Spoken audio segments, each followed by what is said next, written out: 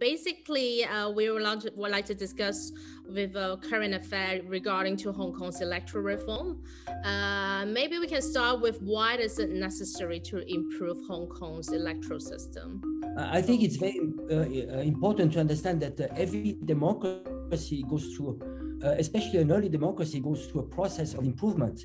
I like to take the example of France. You know, in France, over the last 200 years, there have been 16 different constitutions and 5 different republics. So I think it's just about plugging loopholes in the system. There's another thing that I like to say that the real handover didn't happen in 1997. I think the real handover happened in 2020 when we enacted the national security law. I think this is really important. I think it should be a day to celebrate. I'd like to add my views in here because I think what's really important, and I think what a lot of people fail to realize is how unstable the city of Hong Kong was from 2014 until 2019, 2020.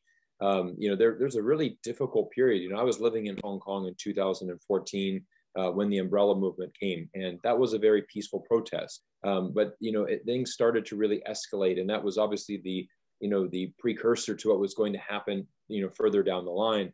And what we saw really, with this last protest, this is just simply completely uncalled for. For example, people are saying, we have to have democracy. It has to be our way, and we will resort to violence if we do not get that. And that's not part of a democracy. We saw that in America, unfortunately on January 6th, where, people said the same thing. I don't want this result. I'm going to do a riot. I'm going to resort to violence. And again, that is not acceptable in any form of society. The city of Hong Kong is Asia's world city. It's an incredible city. It's a very important part of China. And, there has to be that guaranteed stability. And I think it's amazing how that stability was instantly given to the city of Hong Kong. The national security law was implemented, and, now the city has been very peaceful. I agree with Angelo this democracy is constantly changing and needs improvements. And this was a very vital step. This is not the first time Hong Kong has electoral reform, nor will be the last time. Hong Kong Electoral Committee started as a selection committee of 400. Then it was increased from 1998 to 800. Then it was increased to 1,200. Now they're talking about increasing to 1,500. This is just the keep on increasing of the electoral to be broadly representing the Hong Kong people. Whether this will solve all of the problem, I think Hong Kong is a complex society. This could be solving one of it, but it's not going to be one solution for all.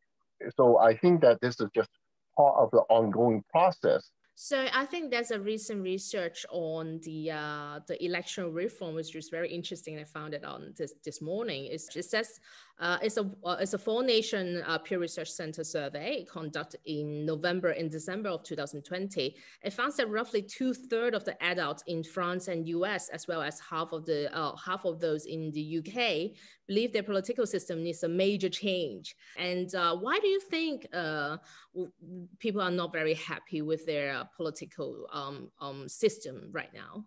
What happens in Europe and in the US, I think there's a pure hypocrisy to call them democracy. The EU is the least democratic system. It's completely opaque, and it's been hijacked by the corporate lobbies. So I think it's very important that the West, they should look first at their own system and criticize their own system and improve their own system before trying to give lessons to either China or Hong Kong. When you look at China's political system, there's 95% of satisfaction. So every place needs to find its own system that is good for itself. Probably the greatest advantage China's government has over other countries is the fact that they don't subject itself to this internal turmoil every 4 years. And this is something that we saw, with the United States. A great example, Trump gets elected in 2016. He has a couple of years to start making some changes. Really in 2019, he needs to shift and really focus on getting reelected. One of the great examples, he started building a wall between, Mexico and the United States. Now, whether you support that or do not support that, what happened is he spent a lot of money on that wall, and then Joe Biden came in and said, we're going to stop that. And so it's really hard to make a lot of progress. And this is why you see certain projects in America take decades to finish, which should take just years to finish. This reform, I think, will give the Legislative Council, the Chief Executive, more governable so that Hong Kong can be more manageable. And the manageable is not about controlling the people. It's so that they can set up new processes for people to be more represented and people's benefit to be delivered to the people. I was in Hong Kong, see all of these demonstrations.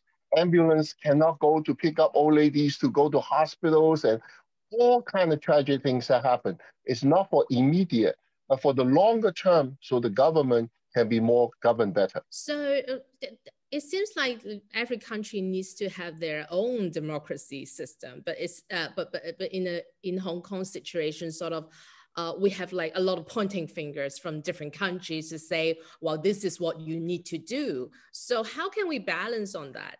I think that with these new, regulations, I think that it's going to really make sure that the one country, two systems is, maintained and really respected and ensured for the future, of the city. I think the other thing that's really important to realize is that, Hong Kong was ranked number 3 on the Human Freedom Index in the world. And again, this is after a period of over 20 years of having China, not the UK, as the main source, or I should say, in charge of Hong Kong. They didn't achieve that because of the relationship with Britain. After the SARS, China tried to help Hong Kong by sending tourists coming to Hong Kong every day.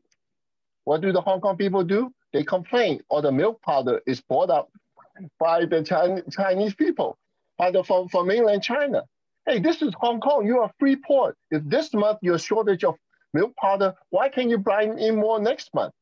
So a lot of them, they're only blaming people without understanding that China or Beijing is trying to help Hong Kong every turn of the way to make Hong Kong a better place. It seems that a lot of people have this misconception in Hong Kong, especially this time during the electoral reform. There's a vetting committee, and people are not very happy about it. And what's your views on the vetting committees, and why do we need them? Well, I think it's important to take note that in Hong Kong, we saw there were petitions in the street where 3 million people signed for the national security law, and another petition that got like 2.6 million signatures for the electoral reforms. So what happens in Hong Kong is that a lot of people, the silent majority, is not much interested in politics, is very passive. And what is happening, what we get is a minority, a radical minority that has been much more visible. When those people are talking about mutual destruction, I think it's extremely immature. And I think it's a process of educating people on what it means to have a democracy. The vetting committee is serious because we have experienced, I think, since 2016, many of the officials, after they elected and they refused to take the oath of office. In the United States, from the president to the governor, to the senator, to the congressman, to the mayor, to the city councilman, everyone takes the oath of the office very seriously. So that is why it's so important to do certain type of vetting. I think vetting is an important part because I think, again, you're just going to have more qualified people that are going to be responsible and that also have that same vision, for the future of the city. You're looking at China, China continues to move forward in one direction, because they have a very organized system, because they have a clear vision and a path on where they want to go. And another interesting point that we often hear in the Western media were high autonomy of Hong Kong. I spoke to some of the heavyweights in the pro-establishment camp in Hong Kong, and they actually explained about the high autonomy is not a total independence. So what's your views on this? First of all, I always want to stress that Hong Kong SAR stands for Hong Kong Special Administrative Region, not self-autonomy region. And the complexity was Hong Kong was a colony for 100 years under British rule. So in order to make these two sets of social system slowly come together, this transition period of 50 years, That being said, does not mean 50 years plus 1 day, Hong Kong will totally change to a PRC mainland system. But the hope is the two to come together, including currencies and everything else. But this is a transitional time. This is not a perpetual system that two places will be separate. The whole democracy of Hong Kong has been hijacked by foreign powers. And I would call them traitors also, you know, some Hong Kong people, they, for X reasons, maybe a sense of superiority or other reasons, but they were willing to betray their motherland. And I think it's a shame. It's a shame. It's going to be a stain in the history of Hong Kong. Personally, I live this as a nightmare. As a foreigner married to a mainland Chinese wife, we were in danger. We felt in danger the whole time. And I personally feel angry with what happened because what was behind this that had nothing to do with freedom and democracy. It was a racist movement, and it was extremely violent. It was anti-democratic, and I think they were behaving more like fascists than democratic. But we need to go on, and we need to mend the wounds of both sides. And we need to get together to save Hong Kong and to look for the future, for a better future. One thing is, I think a lot of it is really a lack of knowledge, you know, from those that are from on the outside looking in. And let me give you an example. You know, a lot of people in the West have said, you know, look at the situation in Hong Kong. China's government is now taking away these freedoms. You know, they're not allowing, you know, a full and open election. And my response to that was always, and that's not something that they experienced when they were under British rule. For example, when Britain was overseeing Hong Kong, you know, there was no elections at all, in any form at all, you know, except Britain appointed the governor of Hong Kong. You know, people said, well, now look at the violence. Look at this Hong Kong police force. They're terrorists. And I said, again, the Hong Kong police force is one of the most reserved police forces, and they acted amazing given you know, how much they were attacked. There was not one single person, you know, a protester or rioter that was killed by a Hong Kong police. However, in 1967, we saw, you know, in the riots, you know, British officers shot Hong Kong people. So there's just, you know, obviously time passes, people forget, people don't know the history. And so again, we like to assume, oh, look at China, they're taking away all of these things from Hong Kong. Actually, China's given Hong Kong much more than Britain ever gave Hong Kong. And it comes to a point that it seems that there's a habit of criticizing Hong Kong and criticizing China from the British government. And it seems like they think that they have their rights to point fingers because Hong Kong used to be their colonial cities. And it also seems like from my perspective that they're trying to hide from their incompetence inland. What's your views on that? I think that, you know, certainly the colonial days, the Chinese were second-class citizens. And those are really the days that we do remember.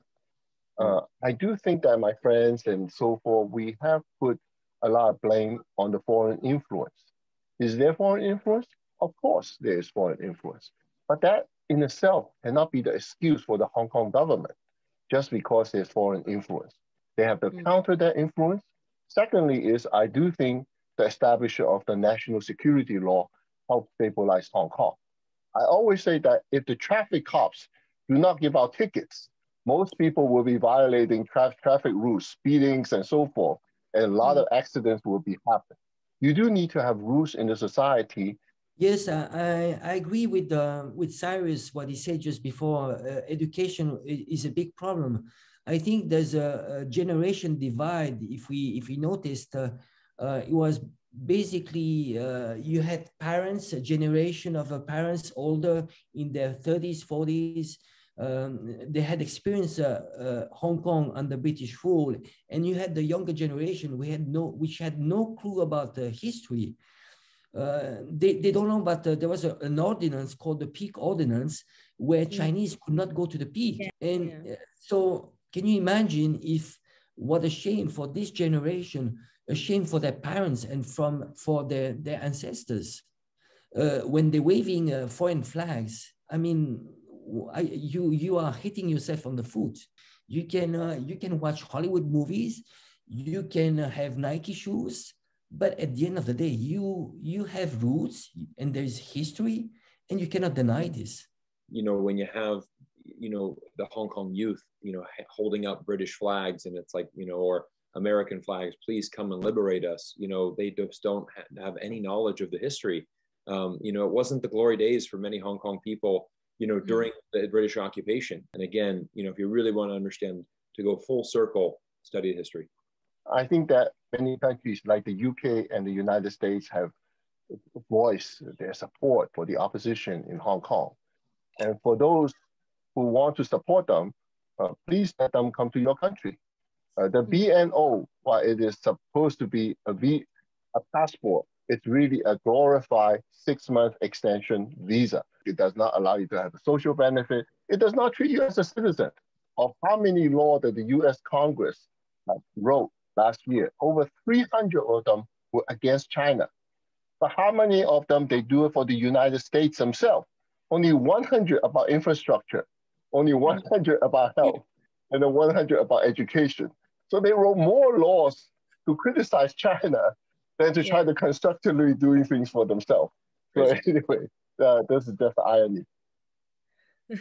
So looking at this point of time, I think it's very critical for Hong Kong's future development. And what will be your prediction in 10 years' time? Would this whole situation change?